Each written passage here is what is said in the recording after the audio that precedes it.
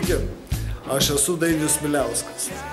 Dirbu konsultacinį kompaniją Eurolife Baltica, esu finansų konsultantas ir mano pareigos pardavimų vadovas. Kalbėsiu apie pinigus. Žinau, kad šiandien daugumai žmonių tai aktuali tema. Na, kol žmogus dirba, ar tai privačiam, ar tai valstybiniam sektoriumi, pinigų daugiau ar mažiau yra.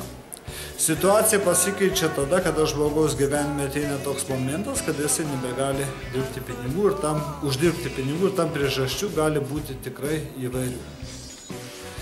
Dar visai neseniai, gal kokį 5 metai atgal, dauguma žmonių šį klausimą palikdavo spręsti valstybė ir tai buvo normalu, nes valstybė deklaruodavo garantijas.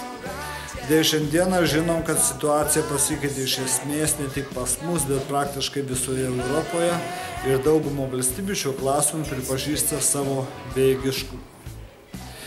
Bet yra gera žinia, kad galima šį klausimą spręsti lengvai ir užtikrinti.